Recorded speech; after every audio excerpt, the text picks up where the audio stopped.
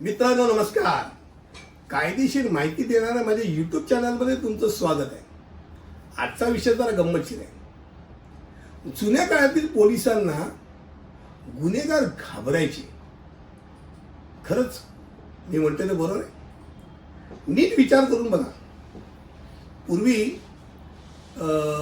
आपण पूर्वीच्या हवालदारांना पांडू हवालदार म्हणायचो. त्यांचा ते निळा असा मस्त की ओव्हरकोट सारखा होता, खाली ब्ल्यू पॅन्ट होती, हाफ पॅन्ट सारखी.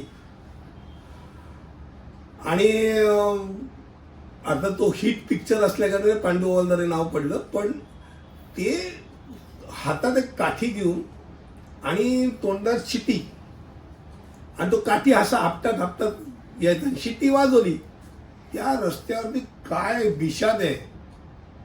कुठचाही प्रकारचा गुन्हेगार टिकायची, पळून जायची. आता स्टेन करणारी पिस्तूल घेऊन फिरलेल्या माणसाच्या पण बाजूने गेलं तरी काढून भिगरत नाही, त्याला घाबरत नाही. असं का? याचं कारण त्या पांडू हवालदाराला कोणाची परवानगीची गरज नव्हती.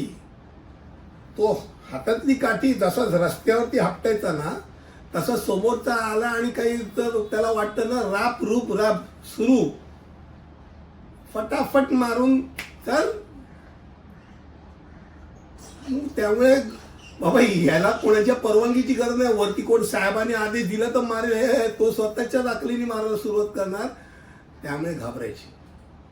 आपल्याकडे रात्रीचा पोलिसांमध्ये गुंडा स्क्वॉड नावाची गोष्ट असते. सिव्हिलमध्ये 5-6 असे तीन किंवा 3-4 पेक्षा जास्त असे फिरत असतात.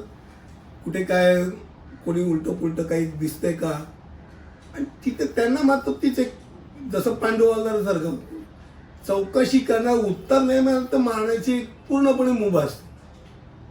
पण ते गन कोणी मारणार? तर गन सांभाळू कधी? गनची गोळी नाही मारायची. समोरच्याने आपल्यावर प्राणघातक हल्ला करत नाही तिथपर्यंत गनची गोळी मारायची नाही. आणि गन पण मारता येत नाही. आणि गन हातात खेचून घेतली तर काय घ्या. हे संपूर्ण सगळं ते लटंबर ते हातात घेऊन ते अवघड जागी दुखणं होतं. त्यापेक्षा हातातली काठी परवडते अशी म्हणण्याची पाळी आहे. कारण एखाद्या पोलीस अधिकाऱ्याला सामान्यतः बंदुकीच्या गोळीबारासह प्राणघातक हल्ला करण्याची परवानगी नाही. जर त्याच्यावरती समजा त्याला अशी भीती वाटत असेल की बाबा आपल्यावरती प्राणघातक हल्ला कोणतरी करतोय, कोणतरी चाकू घेऊन येतोय, कोणीतरी वार करायला आलाय, काहीतरी आहे, त्यावेळेला तो बंदुकीचा वापर करू शकतो. अन्यथा तो नाही वापर करू शकत. तो हटकून चल कुठे आला मार गोळी, नाही चालत. त्यामुळे त्या बंदुकीला घाबरला होत नाही.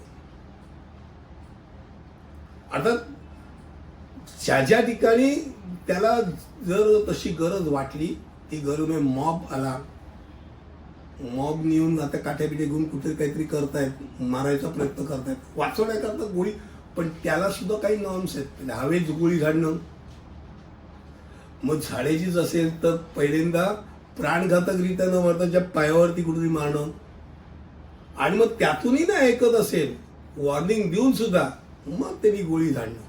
पण हे सुद्धा कधी जर तशी काय आवश्यकता असेल तर, अन्यथा नाही.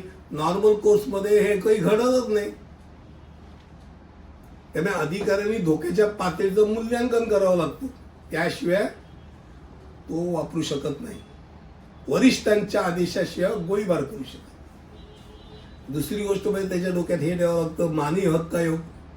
बाबा कधीही विचारणार हे का मारला, काळाने हा पडला विचारा, त्याला तू हे केलं, तू त्याला ते केलं. पूर्वी हा प्रकार होता पण एवढा नव्हता. आता ते बाबा प्रत्येक जण सतर्क झालेले. त्यामुळे पूर्वीचा पांडू हवालदार, परत एकदा सांग, पूर्वीच्या पांडू हवालदाराची जी दहशत होती ती दहशत तशी दहशत नाही. पोलिसांना पोलीस म्हणून घाबरतातच, प्रश्नच नाही. पण ती जी दहशत म्हणत होती की पूर्वी तर आल्यानंतर गुन्हेगार पळून जायची, तसं कोण पोलीस आल्यानंतर लगेच पळून जातील असं नाही. ती दहशत होती. जाता जाता एक गोष्ट नक्की सांगतो, बंदुकी आहे, माझ्याकडे समजा लायसन्स पिस्तॉल आहे आणि मला गोळ्या झाडायच्या असतील तर मी माझ्या प्रायव्हेट जागेमध्ये मी प्रॅक्टिस केली तर चालेल का? नाही चालेल. शूटिंग रेंज असल्याशिवाय तुम्ही ते वापरू शकत नाही. लायसन्स बंदूक असली तरी हे डोक्यात राहू द्या. आजचा विषय जुन्या काळातील पोलिसांना गुन्हेगार का भीत होते याबद्दल होता.